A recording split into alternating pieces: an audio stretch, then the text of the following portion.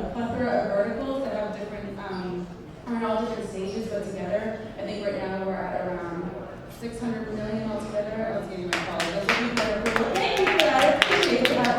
I am a venture associate here, so I do a lot of sourcing for our corporate partners, as well as I run the application process for people who are onboarding into our incubator here. So welcome. If you have any questions, you now have a familiar face, feel free to reach out to me, and I'll hand it over to Greg from First Republic.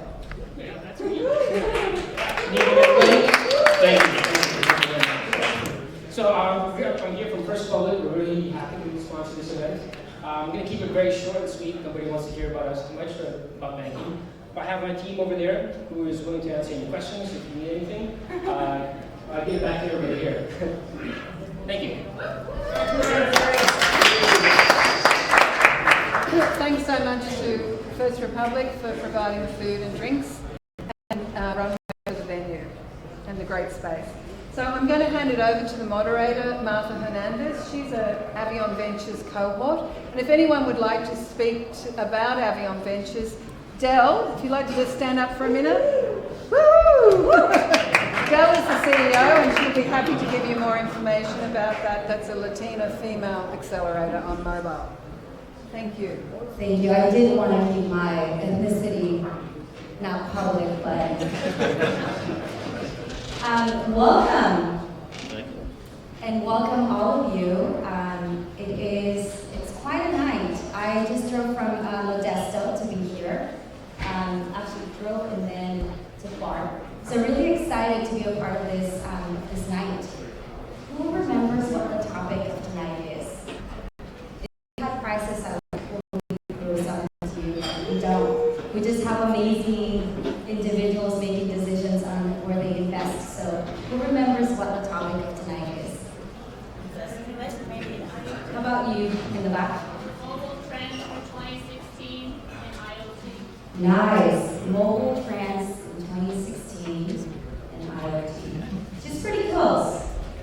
So I hope that that's really what we're going to listen to. Although someone did say to me that I'm not the moderator, but rather the mediator. So I don't know what's going to happen here, but I'm really excited about whatever that is. But before we hear from our panelists, I actually want to hear from you about what you think you want to get out of tonight. And I'm just going to get 3 people to raise their hand and tell me what you want to walk away with this half hour is over and you have an opportunity to ask questions. So 3 people, yes. Tell me your name. I'm sorry, say that again? With the funding money.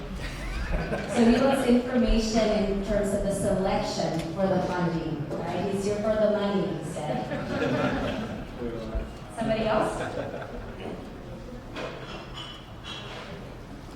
Well, you can just leave it up to you. They're here to just listen.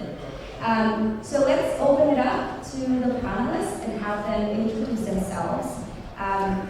You all registered for this event, and I am not going to read everybody's bio, otherwise you will not ever leave. But obviously very accomplished. And we're going to start with the one that did not want to speak tonight. He said he was going to hide, and so he decided to sit at the very end.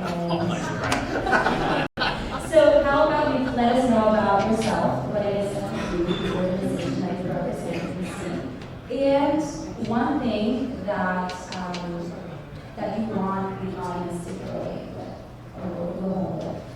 Sure. First thing, don't listen to Brad. But otherwise, so hi, my name is Emmer Bernard. Interesting acoustic here. I'm with SanDisk Ventures. So SanDisk Ventures, how many of you know SanDisk Corporation? Oh, cool, fantastic. So, do you know us for our consumer memory cards, like Compact Flash, USB memory sticks? Okay, cool. So we have a big consumer business around that. We're number one photo imagery storage brand. You'll find Flash, which we design, manufacture, in all sorts of products. So obviously we're cameras, but we're also some wearables, some glasses, some smartwatches, we're in cell phones, tablets, we're in laptops, we're in servers, we're in big rack mount enterprise storage systems, where you also find Flash in place, behind the dash in a car. You'll find Flash in drones. You'll find Flash in nano satellites. So we're interested in all things that touch that. What it boils down to are things that consume tons of flash, things that can benefit from flash, like software-defined storage, memory databases, analytics, virtualization, to things that generate lots of content or improve the quality of content being gathered. So that's where things like drones come in. That's where things like components around photo video come in. The higher the resolution, the more pictures you take, the more quickly the flow of flash. Or things around hyperspectral analysis, 3D depth scanning, virtual reality, augmented reality. All these things are interesting to us. So we're investing for our balance sheet. We have a $75 million application. We're investing $35 million per kind of like round every time we come into your company. And we'll see Series B and beyond. We have a bunch of companies today. We're fortunate enough to have Oracle now, so we're acquiring one of our companies called Revelo, which we share with Qualcomm actually. And that's exciting to us. So, in terms of our perspective here tonight, we'd love to hear who's in the audience and what kind of interesting ventures you have that might be of relevance to us. I should have said in less than a minute. That's brilliant. Hi, my name is Gareth Keane, and I'm an investor with Qualcomm Ventures. Qualcomm Ventures is obviously the corporate VC arm of Qualcomm. We have a pretty interesting position in the wireless mobile ecosystem, and I think we're just making lots and lots of ecosystem bets, trying to make Qualcomm's platform and technology and find interesting value creation opportunities either in traditional mobile handsets and tablets, or in some of the emerging sort of adjacent areas like robotics, like cars, like healthcare, like augmented reality, and virtual reality. So our fund, we are off Qualcomm's balance sheet. We deploy about $200 million a year. We probably do 40 or 50 investments. That's worldwide. We have a team in China, a team in India, a team in Israel, a team in Europe, a team in Brazil, a team in Korea, and a team here in the US. And some of the companies that we've invested in over the last couple of years that you might know include people like Fitbit, which is a pretty real initiative, you did okay. Companies like Waze, companies like Xiaomi in China, the Chinese smartphone manufacturer, and then exciting emerging companies like 3D Robotics, like Spire, Magic Leap, if anybody's interested in augmented reality, very fascinating company. But yeah, stuff like that. So we're excited about mobile. I think one thing I would like you guys to take away from that is to realize what an amazing time that the technology that you have in your hand and in your pocket is proliferating. Everything's going to be separate. People have some really interesting things that are coming that are fairly short time horizon, which I'm super excited about. Hi, I'm going to take my first 10 seconds to actually thank Nino and her team, the moderator, all my fellow panelists, and you guys for being here. It's Monday evening, you're all spending this time together, so thank you. And I'm investing on behalf of Samsung. I'm part of the early stage team focused on software and services. There are 3 teams at Samsung. We all share a separate fund, which is a $1.2 billion fund. We have been doing seed, Series A, and Series B, IoT being a big focus. I invested in a company called UniKey, which is a smart lock. Basically, you can open and close the door without using your keys. In general, my team is very interested in cutting-edge ideas. So AI is a big focus, VR is a big focus, digital health comes up and comes down. It depends on if we can find a really compelling technology. And I think I'm off with my 1 minute, so. Hi everyone, my name is Aiko Kushida. I'm from KDDI. Thank you everybody for being here, and thanks for the opportunity for me to be here. I don't know if any of you know KDDI. It's one of the Japanese telecommunications companies.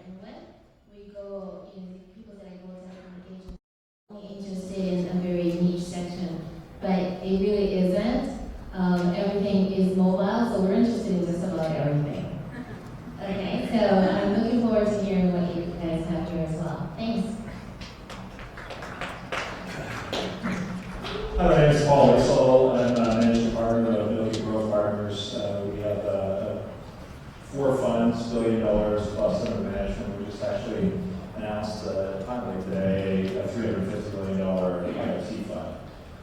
The basis for that is that if you think about the internet and how large that is, 90% of the industries and the GDP in the world actually is untouched by the internet. And the Internet of Things has the opportunity to either augment or disrupt a large part of the industries which have not really been touched by technology. So that's part of what we're investing in this fund. Hi, my name is Wale Ayeni. I invest on behalf of Orange. I'm going to ask a question since I'm in San Francisco and I'm in the US. How many of you know Orange? Wow, I'm impressed. I don't know how to get these places. But Orange is a global telco, just like KDDI is. We have about 240 million subscribers. One unique thing about Orange is one of the few telcos that has operations within the developed world, which is Europe, and its frontier markets, which is Africa and Middle East. So we see a lot around mobility. For the investment team in San Francisco, we're interested in practically everything that touches the mobile phone. Last year, we looked at things from space technology to Bitcoins to IoT, fintech. So our gamut is quite wide. We do investments between 500K to 3 billion in early stage startups. We focus mostly on Series A and Series B.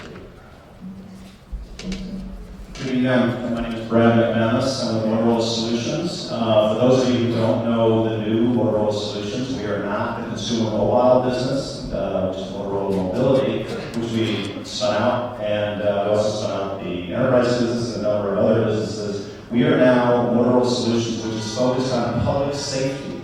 What that means is law enforcement, fire protection, and first responders. Plus, we also have industry verticals that we serve, such as petrochem, utilities, and others that are kind of all built upon the original communications infrastructure device, two-way radios and such that Motorola is famous for many, many decades. But today, being focused on public safety, and what that means is all of the web-based and communications-based technologies now that are moving up the stack on the software side. We are part of that. We are looking for innovations from startups that can help drive new products and services for us around things like context, collaboration, mapping, user interface, many different technologies you can imagine through workflow, all the way back to command centers. So there's a broad range. We've invested in robotics, drone company.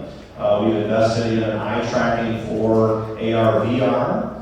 We've invested in a consumer mobile wearable device company that was just announced this week.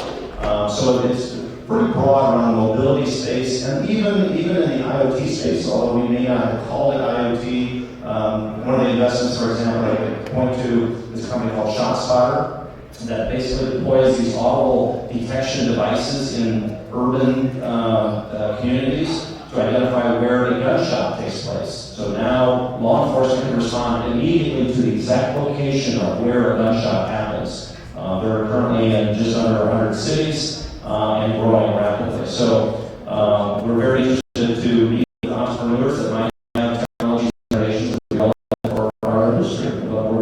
By the way, we invest typically A, B rounds, $1 to $5 million big range. We're very active in supporting our portfolio companies, doing follow-on investments, helping companies. We've actually helped with interviewing VP of sales teams, whatever it might be to help the company out. We're there, very much hands-on as a traditional VC might be, but we're also heavily driven by the strategic benefit that both Motorola and the startup can get by working together. Thank you.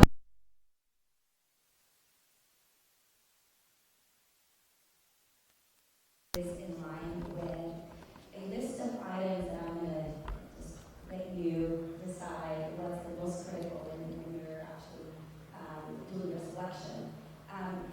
Before I ask the first question, I do want you to know that this is a very organic panel, and if at any point you feel like you can ask a follow-up question, that you go ahead and raise your hand, and I will try my best to support you in asking that, so that we don't move into a new topic and not address your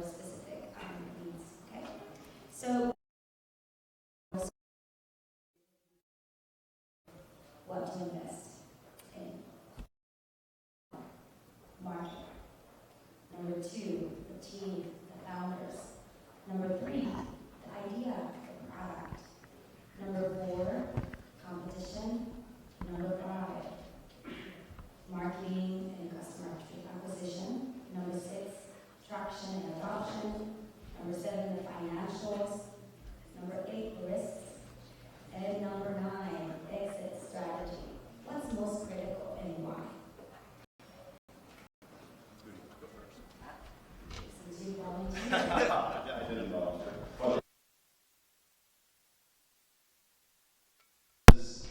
Every startup is going to go through iterations and pivots and all that. And so, in the end, you want to have a good team that can understand their industry, can evolve or develop whatever idea that they may have. They may start off with, one product solution or technology idea. They can shift. If they have strength in the team, I would say that's number 1.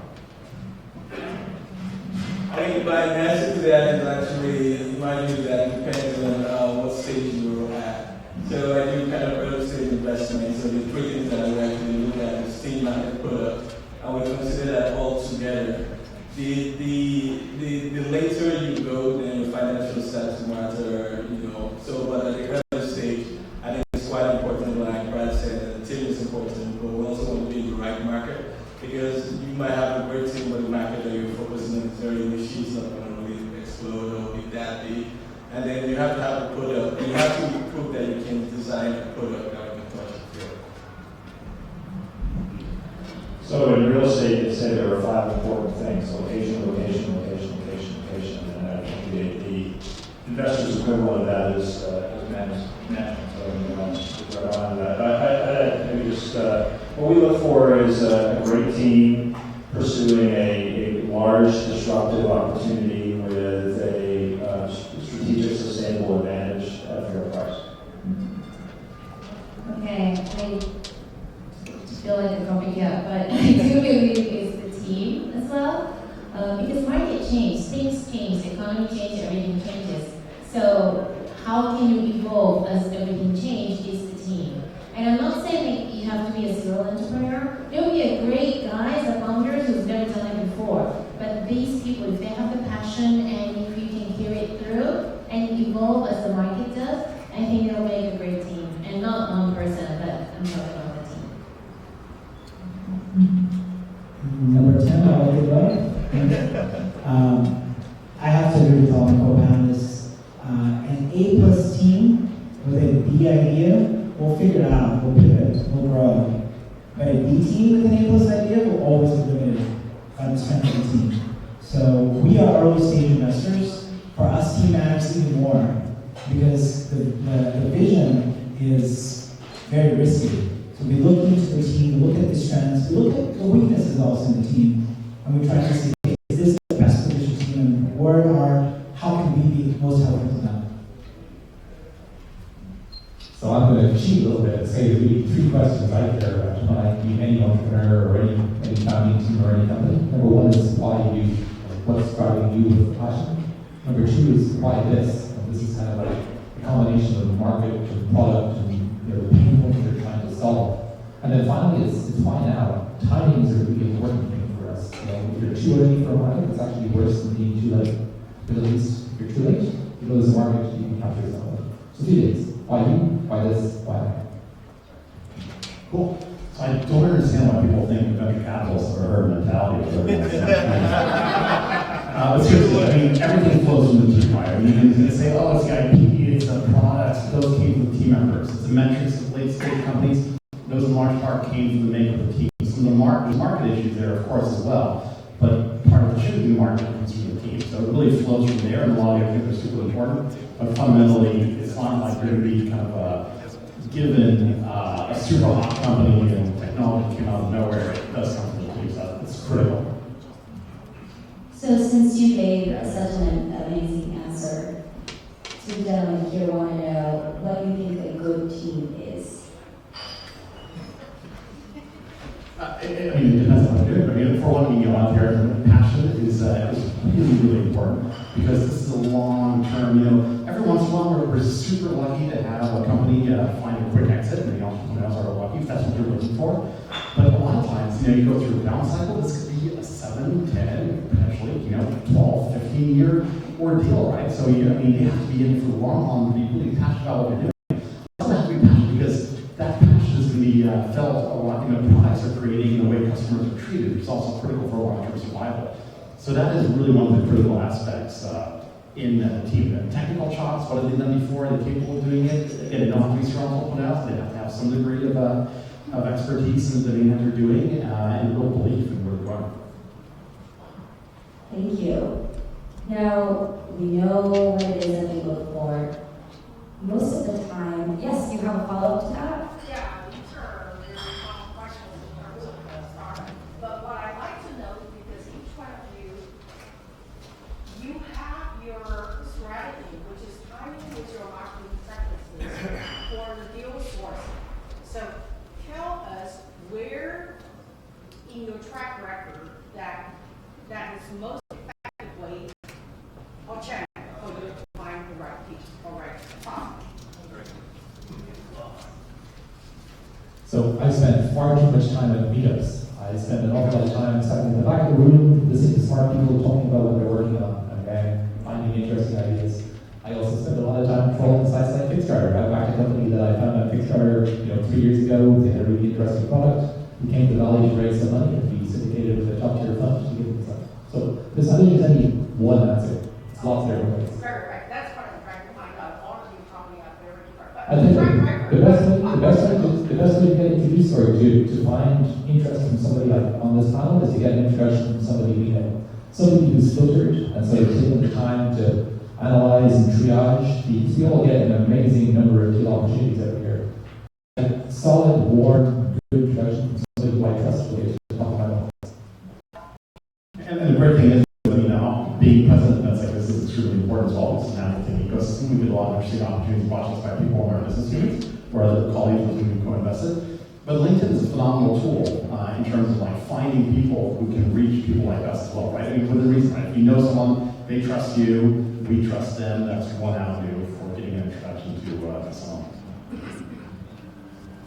I'd chime in here, which is management is the most important thing. It's also the hardest thing to assess. When we get investments right or wrong, it's rarely because of us misassessing the market. It's more about misassessing the management team. So I turn it around the other way. I encourage all to read Nokia Growth Partners. And you as entrepreneurs, we're making investment, we're making a portfolio of investments at any given time. We got 30, 40, 50 companies. You guys have one company you're investing your time in, and you've got one team to invest with. And I kind of think of it as when you're in the announcement is made for the starting lineup, and everybody's running out to center court. Who do you want to have announced with you? Who do you want to be in the dish with in a battle? Who do you want to go battle with? And with that, the things that we balance here are, one is having a balanced team, and it's not about being with friends. It's about having people that bring the skill sets that are needed for you to succeed. Some of those skill sets are deep domain experience, but there's also some of the most innovative companies are companies that are coming from outside the industry, and having a balance between that on your team, I think, can be very powerful. I do say that the biggest thing around team I see and how I assess it is mostly, it has to be a balanced thing, but you have to have people that have startup experience. So startup is really, really hard, and everybody thinks it's nice to just create an idea and it's easy.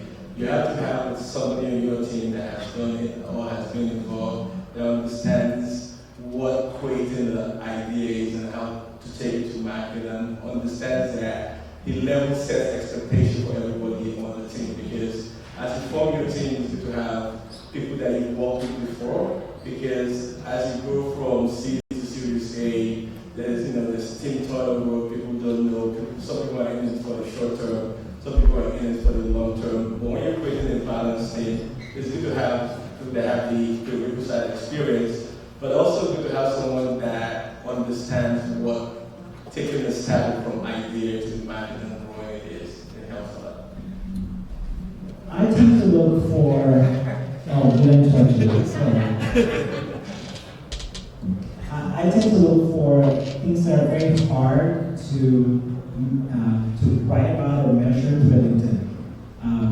If you can do multivariable calculus, that's something you can write about your LinkedIn.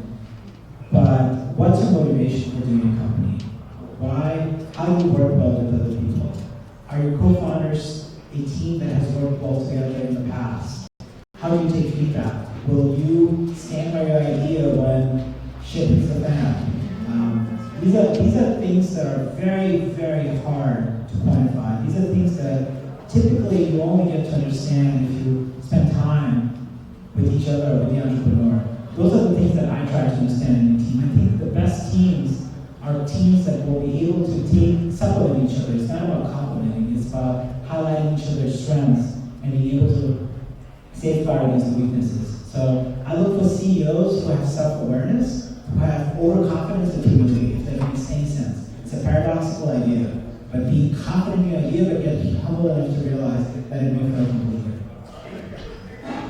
So I actually going to go back a little bit closer to the question about sourcing deals and where we get our deal flow from.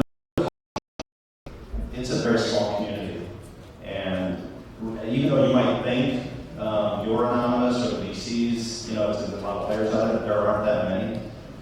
In reality, a lot of the VCs know each other very well, and you'd be surprised how much VCs do talk about your companies and you and your founders or your co-founders and your team amongst each other. Word spreads very rapidly. In periods like this where we have a bit of a bubble, things are getting a little frothy. You all think you're hiding in the cloud and all that. The truth is VCs talk to each other. It's amazing, even competitors co-invested in my past with when I was with Panasonic, we invested with Samsung, Sony.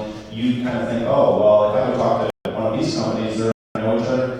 No, we all play golf together, we all have coffees together, we all know, and we always ask each other, what deals you looking at? What do you like? What do you not like? And so be careful about your reputation and the stories you're telling and who you work with. But the counter side of that is use that to your advantage, right? If you know these people know each other, build relationships with them. Say, okay, you may not be interested, but who else do you know that's in your space that can help us out? So that actually leads to another aspect, because you guys don't always invest as a lead investor. Sometimes you do follow. So you follow somebody, another investor who has done a lot of homework and just follow up this investment. And also another point, as entrepreneur, you need to study the investor, because you guys do not usually invest in something that's already in your portfolio or something similar. hopefully not. And as a matter of policy, we do not want to invest in a competitor. We don't want two companies to compete against each other in your portfolio. So I said, entrepreneur, we need to know and do the homework, know our investment. That's exactly right. That's your exact right. Thank you. So in addition to not only the VCs, we have a great ecosystem here. There are like banks and lawyers, and all these people do give us referrals as well. So it's not only the VCs you need to look out for, but anyone. It is a small island here. I see a question at the front.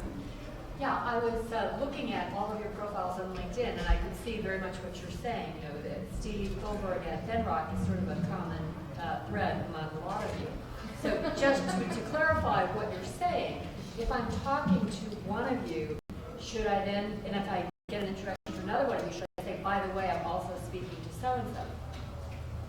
If you If you really are, never mistake, because if you really are, and you don't mind them knowing there's an advantage to tell them that, sure, that's not a problem.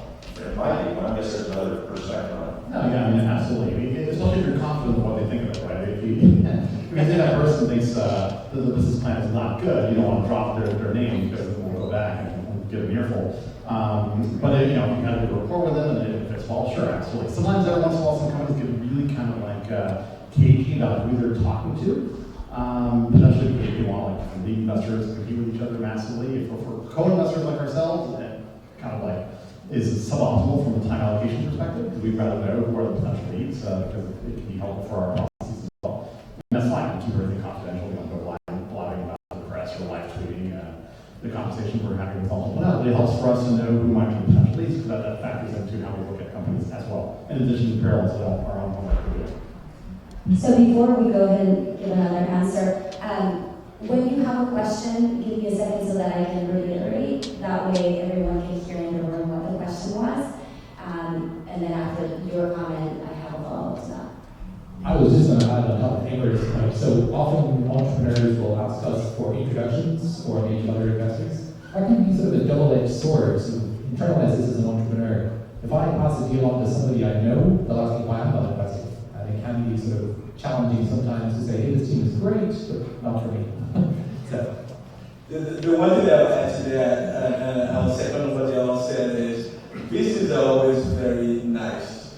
So be very careful that you read what the VC is telling you before you say, he's your advocate. Because you see, you found us had a great coffee with a VC and thinks he's on their side. So yeah, this guy's going to invest. And then they introduce themselves to me based on that other VC, and I go back and check, and he's not even enthused about the opportunity. So you got to be very clear what signals you're getting from the VC before you use them as an advocate, because someone being your advocate is quite important, and we do reference check within anything.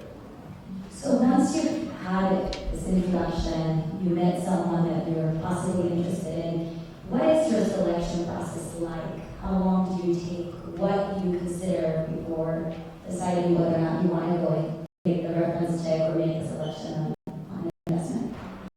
For Orange, we try to do our investments from first meeting to like signing the check within 8 weeks. Sometimes it's longer, sometimes it's shorter, depends on how prepared you are and how prepared we are. But to your other question is, if a VC in the ecosystem that I know personally sends me something, I always take time to look at it. And to the previous point we talked about, you go to LinkedIn and you see a lot of cold calls and people just push you. So all the cold calls never really work. But if somebody in the ecosystem sends something to us, we actually take the time to look at it. Yeah, in part, Part depends on what stage the company is in. And sometimes we've had companies, oh, we're in a hurry, we're going to close by this date, you have to make up your mind, or lo and behold, things take a little bit longer on their side. But we are a corporation. We do have a process where our CEO sits on our investment board, as well as our CFO, our chief legal officer, and our chief strategy officer. So just in terms of finding time on their calendars, that's eminently doable. We've done a deal as short as 6 weeks from first encounter with the entrepreneur to signing and wiring, which I think is pretty good for a corporate. But we're not like some financial VCs who could sign a term sheet, at the edge of an ultimate frisbee field one afternoon, right on the web, which just happened with co-investors one of that in a prior life. So it's going to give you some color from our process. So I think we look at deals in sort of two buckets. There's the thesis-driven, we're putting a lot of time into analyzing a new area, analyzing a sector we're interested in, and building a framework of the market, identifying companies, finding opportunities. So that can be quite a long time from meeting a company to actually deciding it's the right one to invest in. Other deals are opportunistic. So, what we lead, we lead maybe 15-20% of deals that we do. So typically that's something we put a lot of time into, takes a lot more diligence from our side. The opportunistic ones, one of our co-investment partners, like a fund from Sandhill Road or somebody you know well, brings something to the table, that can be a much quicker process. In terms of execution speed, we've got checks in the week from first meeting to making an investment. That's very unusual for a corporate. It doesn't happen too often. But that's usually checks that are pretty small, so $500K, $1 million, sort of authority or the ability to write those very, very quickly. Anything bigger than that, it's typically outside the wide 6 to 8 week process. We are very similar. We have written and we can write checks very quickly, like within a week. That's more on the unusual side. Typically, it's closer to 2 months, but very much in line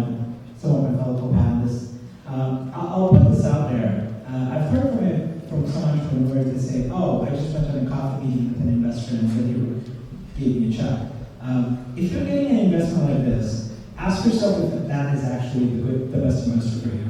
You want an investor that has actually done some diligence. Yes, you can obviously go over diligence, but you should also be very wary of under diligence. That means an investor who's buying into the idea without actually having thought at all about the idea, just got enamored by the very first look of it.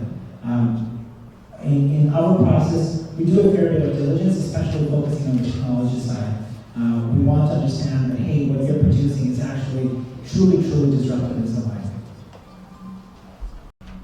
In our case, about 2 months as well. And then we do look at is the synergy between us, our company, and the startup. We would like to invest in a company that eventually will do something in Japan. When you're in early stage, I mean, there's no guarantee we'll ever go into Japan, but we look at it and see, hopefully you will go to Japan, and at that point, we'll be your partner.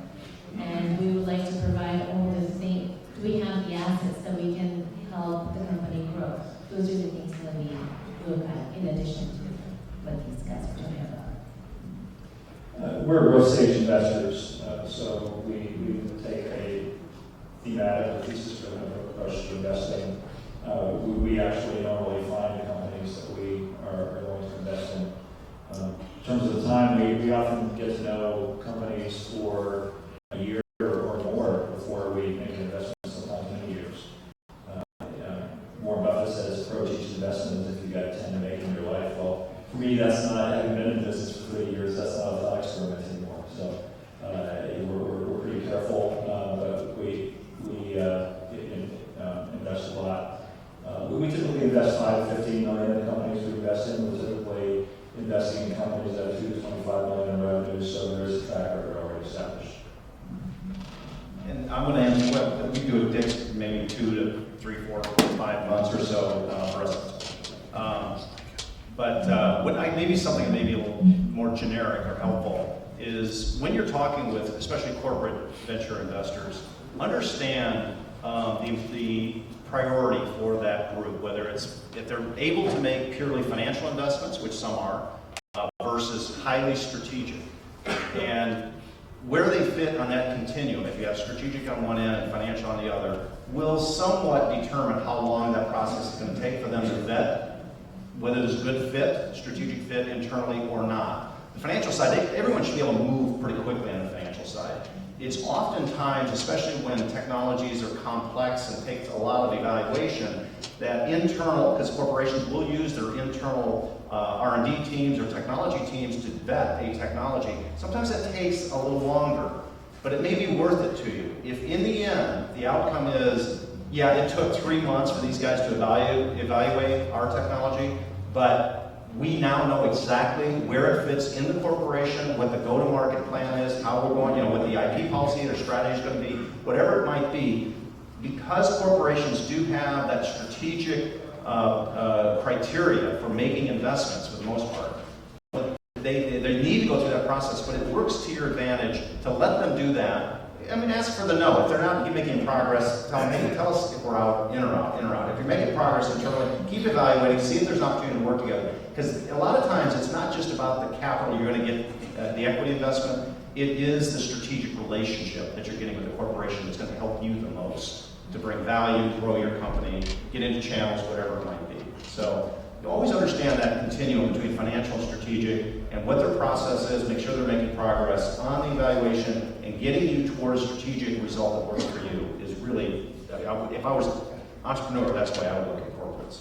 Yeah, and that's a really good point. And on a number of occasions, we've been pitched by some startups who are like, well, you're not for us right now. We're happy to stay in touch and evaluate because you're really we can work on the next round together. But at the same time, if we think it's compelling technology, we'll pass it on to our business colleagues who we rely on anyway as part of the deal evaluation. And sometimes we've had some of them sign really interesting partnerships with the startups. So it really positions us well for the next round in terms of having that relationship and having that additional buy-in from the unit. Excuse me, I'm sorry, I'm maybe a little bit blunt, but I came here to hear you guys to talk about what's hot for 2016, IoT and mobile, and we're talking about generic entrepreneurship. You're the first person to start. So what we want to know is what's hot for 2016? And we were headed in that direction. But since you brought it up, maybe we can go there and then come back to other technical stuff. So seeing as how I have the microphone, I'm going to grab the first go of this.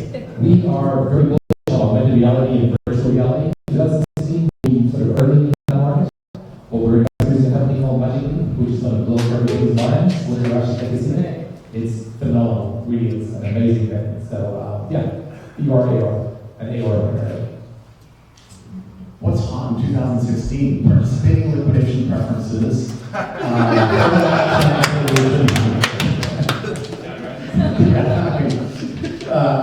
Purely kidding, but I mean, the pendulum has swung differently. But yeah, AR/VR is going to be interesting. That said, the price points are really high on the consumer kit right now. It's coming. You look at, I think HTC plus Valve, the Vive they announced $799. Oculus I think $699 plus, a nice high-end PC or at least a really chunky graphics card to go with it.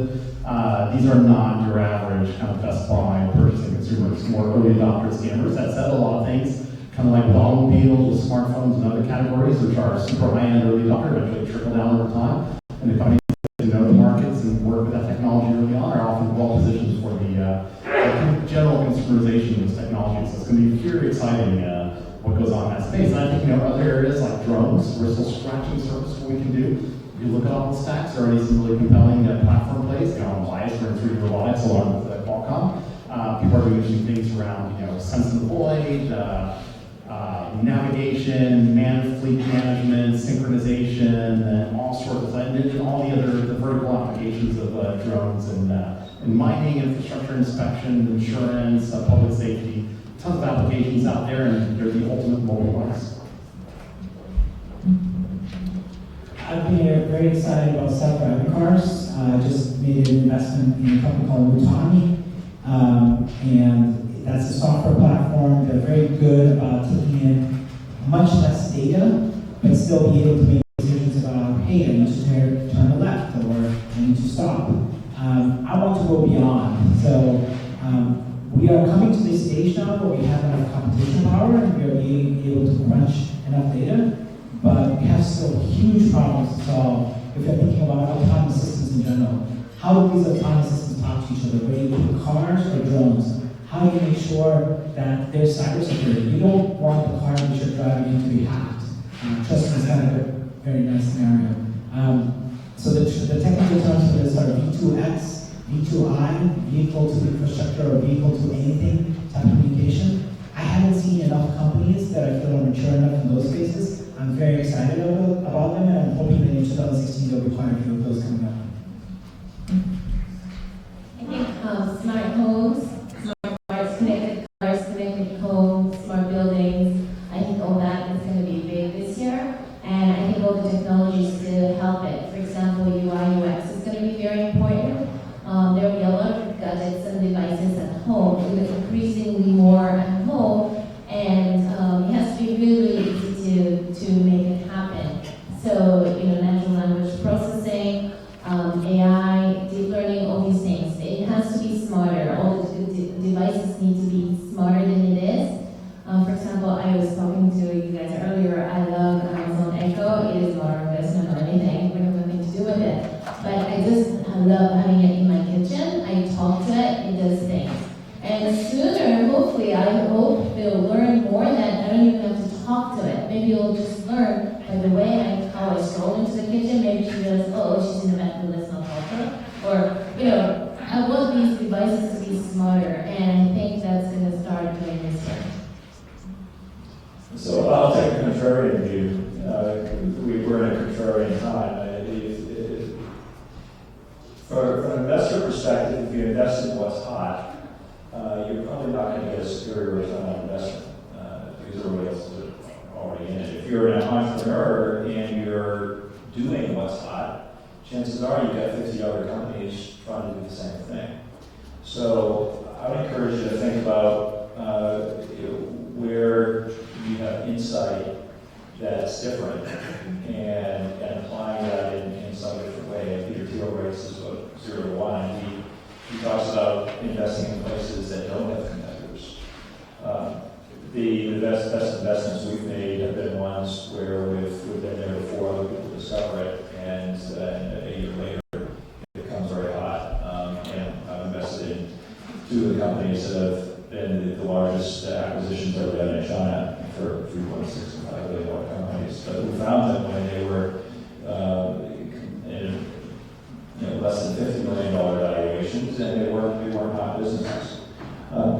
So one thing I would encourage you to think about is the area, and a general area and theme I'm investing in is you think about the confluence of mobile, cloud, the Internet of Things, the ability to talk, the increased intelligence.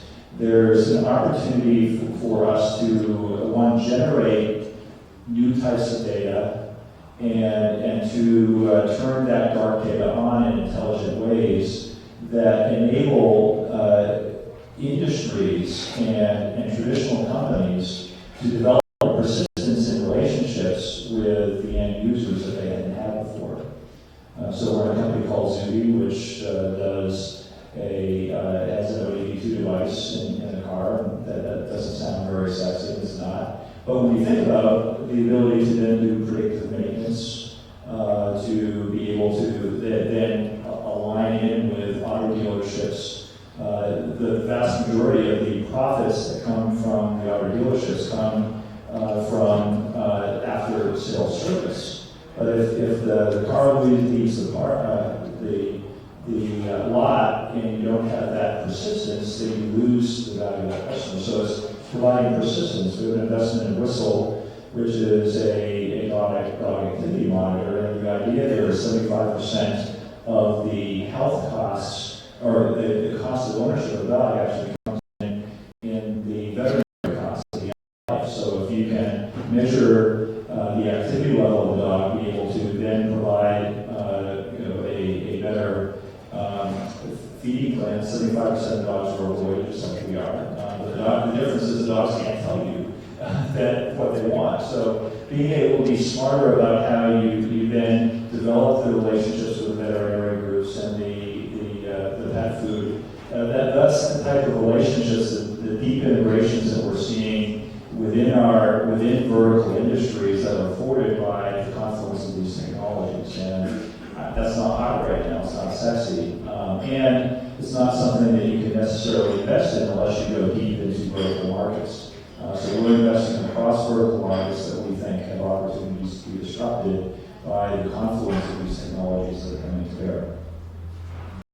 I couldn't agree more. I think you're so right about saying investing in what's hot. It's not kind of how most businesses will look at it, because what's hot in San Francisco is a high cycle. Something is always something every 3 to 4 years. It always goes up and comes in. You got to figure out what is the value proposition or how you bring it into the market.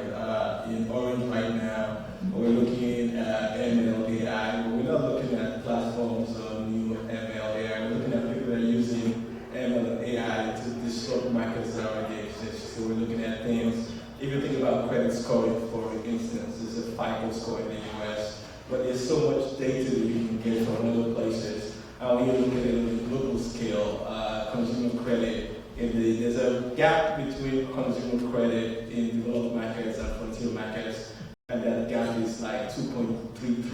So there's a huge market. People have never had credit before. Well, given smartphones, given ML and AI and deep learning, you can actually use hot technology to create real value and create a real business. That's kind of the few things how we think about what's hot and using it to disrupt existing verticals. So we're looking at space technology, because space, the access to space is easier now than 15 years ago. But it's not about launching a new low orbiting satellite with a bunch of people doing that. It's about how are you going to take the reduced cost to launch a satellite, and what are you doing with the technology. So there's always thematic things about what's hot, and a lot of people focus on it, but we try to focus on what's hot and how are you actually using it, what is the use case, and is it big enough, and is it impactful enough? Since I'm the last one to say, I'm going to say something controversial. ones who are innovating, right? We're sort of, when you ask that question, sort of looking in the rear view mirror and saying, what have you invested in, what are you sort of seeing right in front of you? What we're seeing is really capable entrepreneurs who are innovating that's really going to bring us the next idea. What we're regurgitating are what entrepreneurs are telling us that's exciting out there. So yeah, that's what we're looking at. I mean, there's some cool things. You can cross-pollinate some ideas around blockchain and IoT, right? There's some cool things around chain of custody and being able to track data and being able to keep historical records of all of this data that's being collected and using blockchain to be able to go back and look at archive it and then go back and look at when it was logged and this log versus that log. So yeah, blockchain, IoT, what are we doing? We're looking at what entrepreneurs are actually coming up with. And from that, we're financial intermediaries, right? We are looking to allocate capital to the best and brightest out there. We're you, right? And so we should actually turn the cameras on and ask the question out that way. What is hot? Tell us what's going to be hot. That's what I came here for.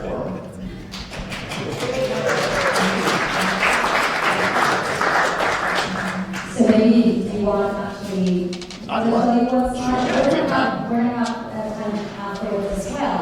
Limit to 5. We're going to limit that to 5. So I'm just going to go ahead and stand up and bounce. Who's got the most biggest idea out there? Biggest idea. And keep it to like 15, 20 seconds. My issue is it's like Waze for crime. So the way that Waze connects drivers to other drivers to outsmart traffic, we're connecting you to the network of people around you to stay safe. Thank you. Well, I think the idea of recruiting is old. We need to build up a methodology where people will be able to self-recruit themselves. And the whole recruiting infrastructure goes away. And that's what we're working on. I could. I think the next big idea for our businesses is tracking employees and use big data with IoT and use big data to give the bosses more information about the employees, what they're doing, who their relationship is. And this is going to change how the company is going to manage their owners. Oh, we just had It's just a great idea. So I have a prototype.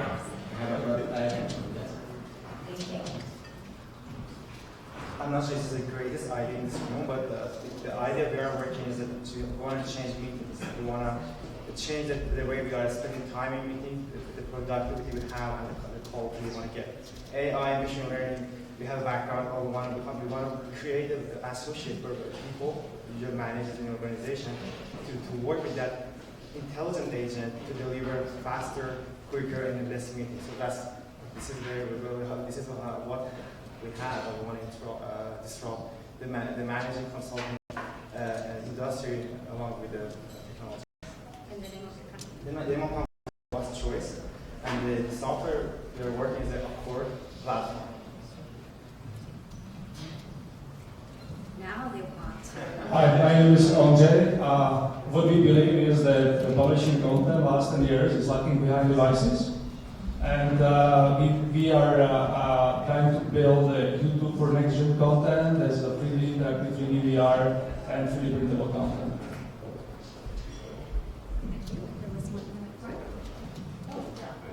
Hi. So my device is the perfect artificial intelligence interface between computer vision and speech, two-way communication. And I don't have my graduated lenses yet, but the device is this. The camera is here, the audio is here, touch control, swipe, goes on and off. We're working on a software interface for the visually impaired. For instance, you're looking at prescription over-the-counter medicine. You look at it, it communicates to the cloud, and then it reads back to you exactly what you're looking at. That's one. There are lots of first responder applications as well. And this is a ready-to-go device with $2 million in revenue. Cool. Very good. There was one last. Actually, we'll take the two. So these are the last two. So my company called Sprint2. Sorry about it. My company called Sprint2. So we took a lot of photos from our cell phones. So it's really a nightmare to try to print the photos. I mean, there's a lot of solutions right there. But we launched in Mexico last year, and it's a mobile app that lets you print and receive your favorite photos absolutely free because it's app supporter. So it's a way that you can, as a brand, you can engage with your customers because they react with emotions when they receive the photos directly to their home door, absolutely free because a brand paid for that. We have 35K users in Mexico, and we are already shipping more than 600K photos, shipping and printed photos all over in Mexico.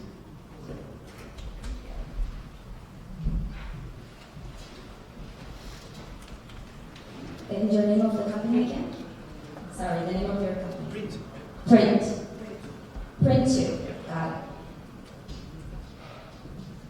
Hi, Brad with Parakeet, and we believe that in the next decade there will be massive change in the adoption of home automation.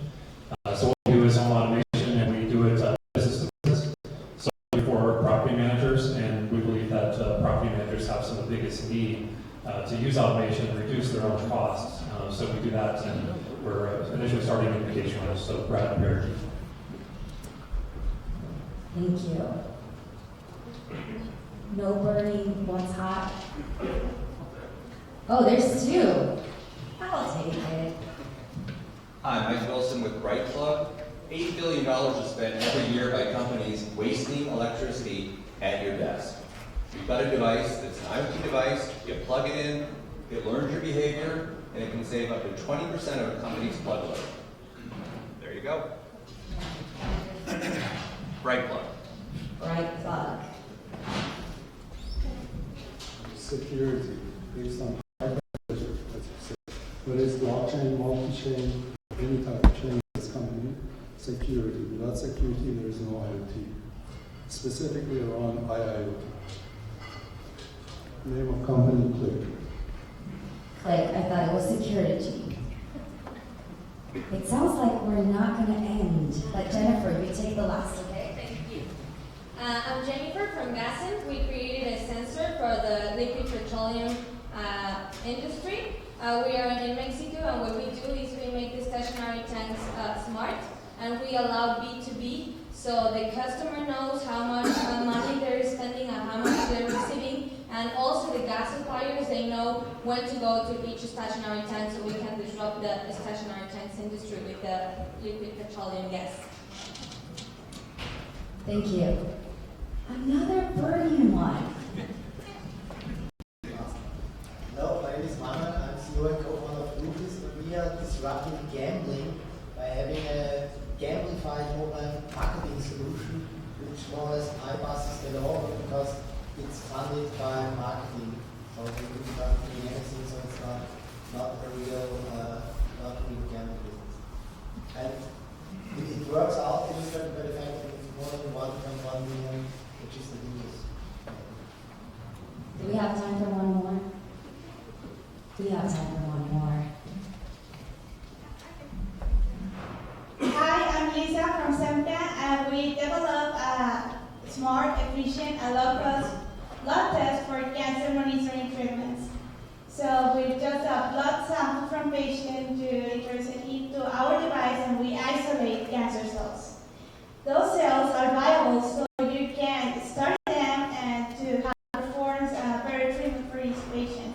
And have a newer treatment personalization, have cost reduced for families and governments around the world.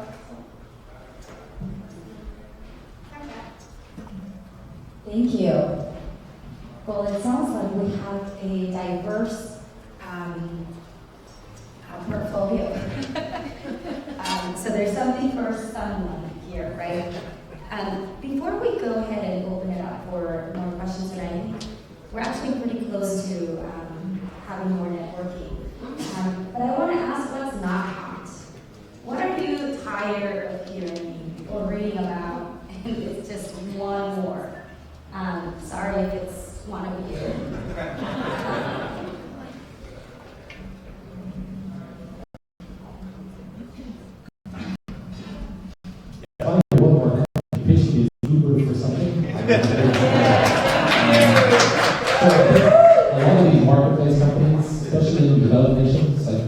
your world. I think the economics are very challenging. We've seen a bunch of them fail. So yeah, stuff that tries to build a two-sided marketplace using, 1099 workers or not 1099 workers, we think those will be challenges of that.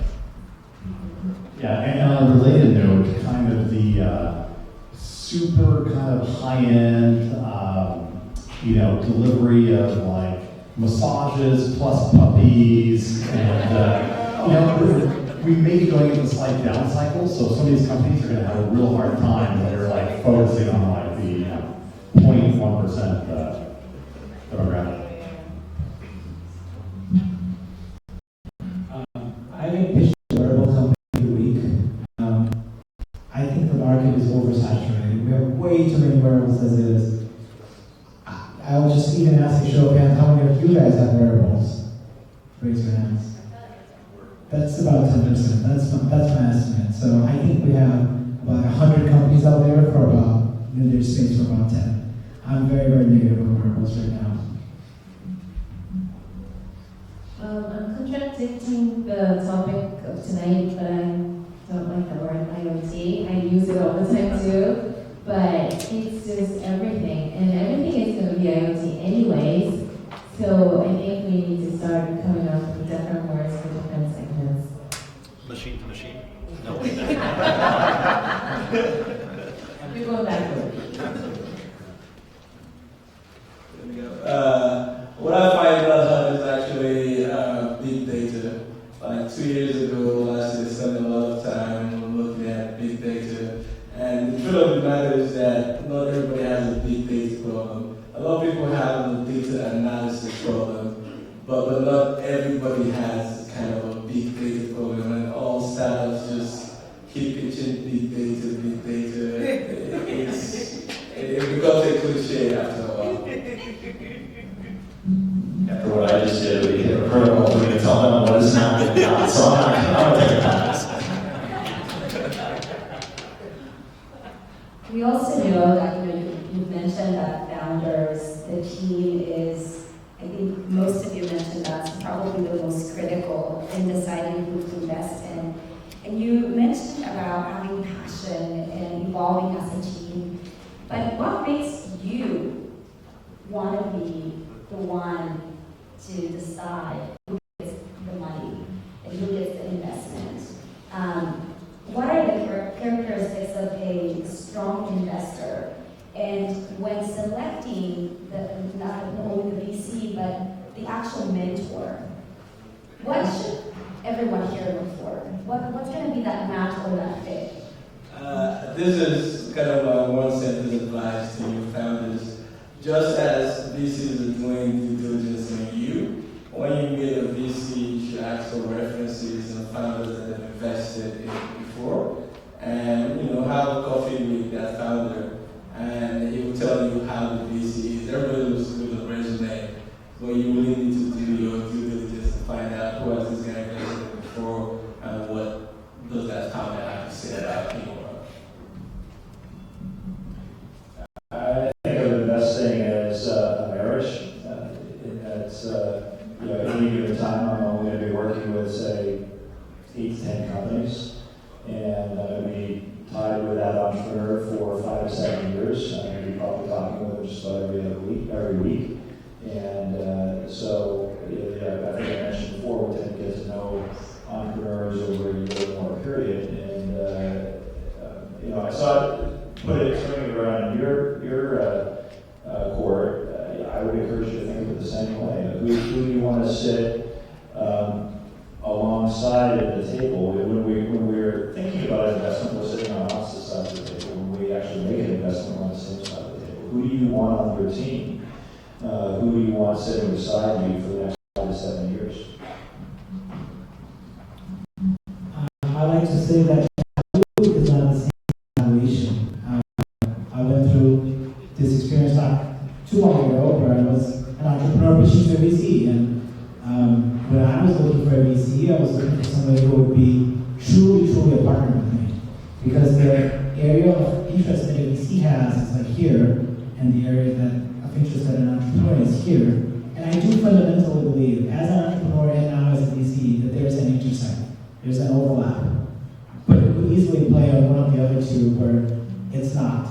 And when I'm looking for VC, I'm looking for somebody who will be willing to devote their time, their expertise, their help, go off the bat for me, help me in hiring, help me in recruiting, help me in thinking through, challenging me, basically being there as, call it a best friend. Somebody who will be basically willing to get their hands dirty and stick around with me when I'm building the company. Yeah, I'm good with agree. I think with everything said before, I think the point about doing your diligence, picking the right money, lots of money in the valley, you can find lots of people who can invest $1, but it's a commodity, right? It's my dollar is a better name, or dollar is a better name, Amit's dollar. If you can find good, smart, connected money that can add value in the sphere or the lane you're working in, that would make sense to me. I think reference checks with CEOs who worked with a partner or an investor before are a very powerful way to do that.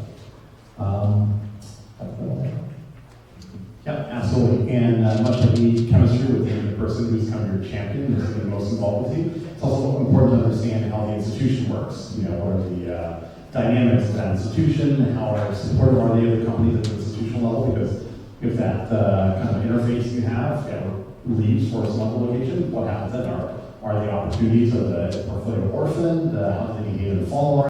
Sometimes they're good, sometimes low, sometimes they're tougher. That's really important in terms of having a support for you down the road building the company. Actually, just one more comment, Mark, back to your question. I think for me, the most exciting deals are not the ones where I'm picking the entrepreneurs or the entrepreneur picks me. Like all the really exciting deals that we're in, they're super competitive. There's a lot of other people willing to fund them. And having an entrepreneur understand the value that we can bring and sort of choose us from multiple other options, they're probably the most exciting ones. Thank you.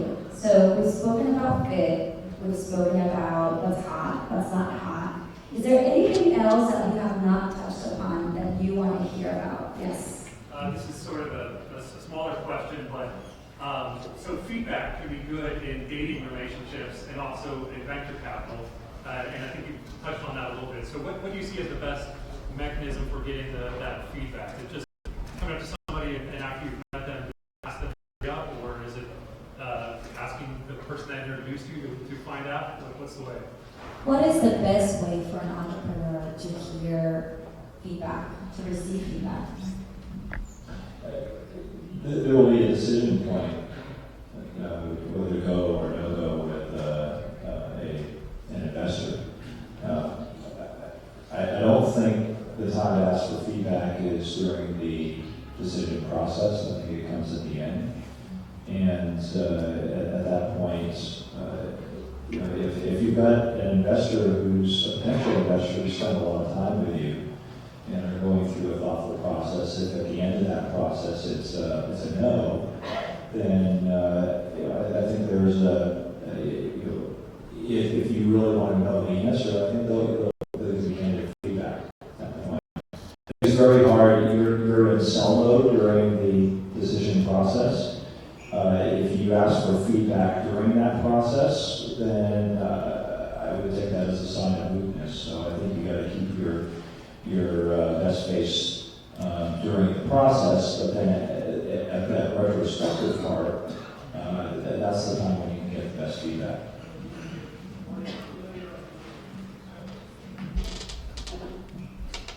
So we've heard about feedback, and maybe we can close with this. Is anybody else burning to ask the last? Yes?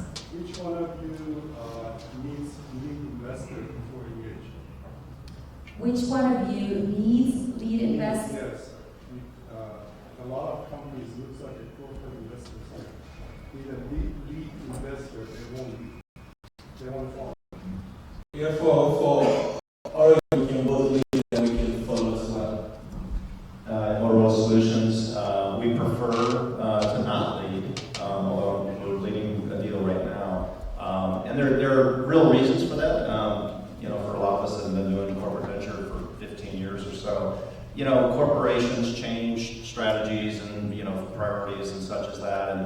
And I think the comment earlier is spot on about the long-term relationship of the investment. When you make an investment, you're building a relationship with the founding team and the rest of the team of the startup. And so you have to be there. You have to not only, you're not just making a personal commitment, you're making a corporate commitment to stay on track with that startup company. A lot of corporations cannot do that. And so even if we're leading, we actually will not take the board seat. We'll ask for the right to appoint a board member, not an independent or non-affiliated board member. If we are leading, because we do, if we're leading, we want to have a board member on the board. Probably with less than 20%, right? Yes, in terms of stakes in, yes. Typically, and corporations usually because they don't have to consolidate on an accounting basis. That's correct. Yeah, at SanDisk, we historically have not led. There are plenty of people who want to write the larger checks than we will, but that said, in some cases, we've actually made up our mind about the company and helped the startup find a lead, basically, that would be right for them. So.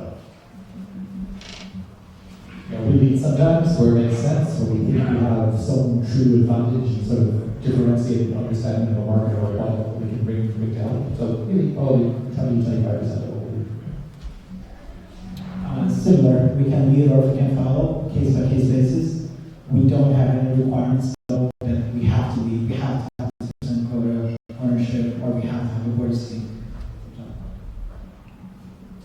We don't need. We're a financial investor who happens to have a corporate LP, so we typically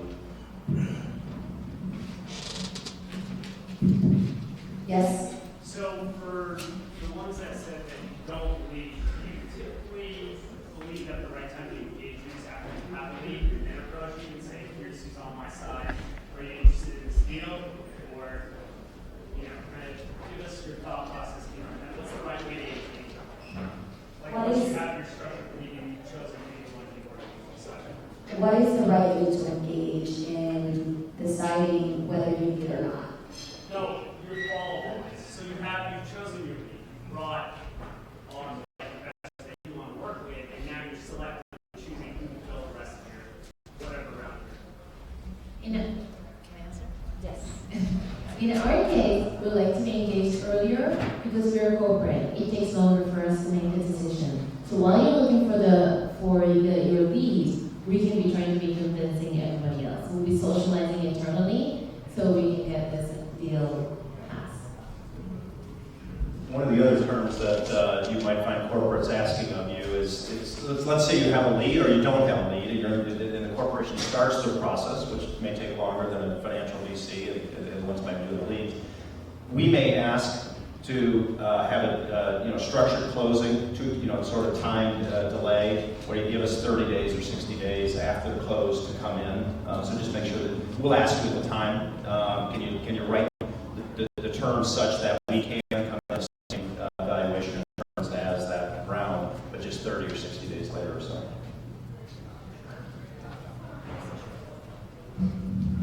Yeah, in our case, we've gotten sometimes involved early on before a lead is chosen, and sometimes people have a lead and are coming to us after that. That's fine too. We're pretty flexible. I think just back to Paul's comment, the sooner you start talking to investors, the better. I wouldn't wait at all. Start having conversations about companies that people know what you're doing. So since everyone has competition and there's differentiators in the work that we do, what's different about corporate VC from other VC firms? Well, the main thing is strategic, right? So it has to, if the corporate is a strategic investor, there are some corporations that are purely financial, so let's set those aside. But most corporations, in around 1,000, there were 250 corporations doing venture capital investing worldwide. Now that number's over 1,200. So it's been enormous growth. There are a lot of players out there.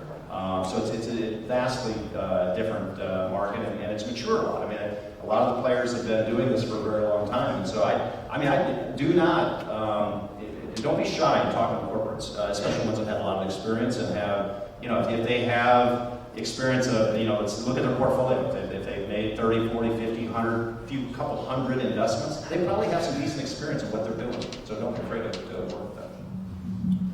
Yeah, I think the only thing I'll add to that is you have to decide for yourself if it's working well and if it's actually strategic. So we can decide that, hey, this is a good opportunity for us to invest, but you also have to make that decision by yourself that, okay, Orange or anybody else here is a great partner for what you're trying to do. Having corporate behind you is like having an engine, a huge engine. And if you deploy that engine correctly, you can literally hit the moon. If you deploy it incorrectly, you can also blow it out of control. So it's power. And if you have a good corporate investor, he or she can help you really leverage that power. I have an article, I'm doing a plug-in here. I have an article on LinkedIn where I wrote this at a lot more length, so if anybody's interested, check it out. But I do think that there is a lot of value to unlock corporate. I've actually worked for both a financial institution and I've been an entrepreneur before. I think that there's nothing inherently good or bad, really, with either a financial VC or a corporate, is if you can leverage them appropriately. Yeah, the sometimes of hyper detailed expertise around certain areas can be different with what you know. So, man flash design, right? I mean, understanding that there are a handful of people who make flash out here, understanding the in-depth technical properties of it. If you're writing software that's going to take man or hardware that's going to interface with it, that matters. And we have lots of people, you know, design our own microprocessors. We have those 5,000 plus patents in the space. We have super deep people who can work with a startup to help fine-tune the thing. Or take retail, you know, where we have a big enterprise brand, we're a big consumer brand, we're in 300,000 retail points of presence. So we understand something about retail, and that may matter to some categories of startups. We need help penetrating retail, understanding, managing retail relations with customers, with distributors, with retailers. So there are things like that and other examples. I'm just going to go back to that continuum of strategic investor to financial investor on the corporate side. Qualcomm Ventures, we bring driver to the financial end. We're a very financially focused corporate investor. And I think that's also the best of both worlds. You get access to, you know, R&D, understanding, marketing channels, everything that Qualcomm brings, and we try to only make good financial investments. So. I just say, if you look across the room here, there are many shapes and sizes of and objectives for a corporate investor. A financial investor is pretty simple. How much are they going to invest, and how much money can they make? Whereas what I would encourage is, you're talking with a corporate investor, try to understand their motives. And then secondly, think about how can a corporate investor help you. As has been said here, if you're in an industry with a strategic player that can really make a difference for your business, it can be a very powerful asset. One is to become a strategic partner that can help drive success. They provide a knowledge base that you can tap. It becomes an imprimatur for your business that gives credibility to your other relationships, other customer relationships. So it's a very powerful asset if it's deployed correctly, but it's very specific to the type of company you want to build and who the best strategic partner would be. So, in our case, our fund is called KDDI. We call it KDDI Open Innovation Fund. It is an open innovation. And why are we doing this? As you can see, telecommunication market is getting disrupted. You know, how many people did not talk on the phone today? A lot of you. You probably may have talked, but you probably used Skype or, you know, something else, and not like a regular phone. So that thing is happening, and it will continue to happen. So what can we do? We need your help. We want to work with people, startups. So rather than just completely disrupt it, we want to work with you and disrupt ourselves and go something to something. So that's what we're funding. That's why we are looking for partners, strategic partners. That's why we invest, and we want to work with the startups. Thank you. I think we have one more call to action. Yeah, sorry, just one last precision, since the notion of like financial returns versus strategic or detachable returns are out there. So we are in a unique position because we're shooting for the best of both worlds. We need to deliver financial returns to the rest of the company. That's part of our mandate. We have to be a profit center, not a cost center. But at the same time, we're only going to invest in things that are related to our core business. So it's like an additional hurdle to go along with the ability to try and deliver outside financial returns. And with that, I would like to thank our panelists. Sorry, we don't have time for more questions, but we will. Let's go ahead and thank them.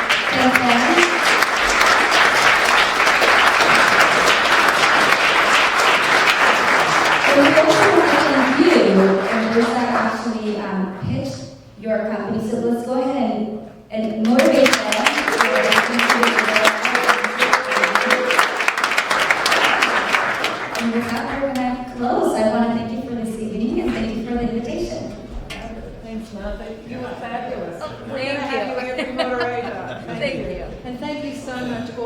investors. I really appreciate all your feedback. I learned heaps tonight, I'm sure you all did, and everyone out there in virtual land did too as well. So thanks again. Good night, everyone.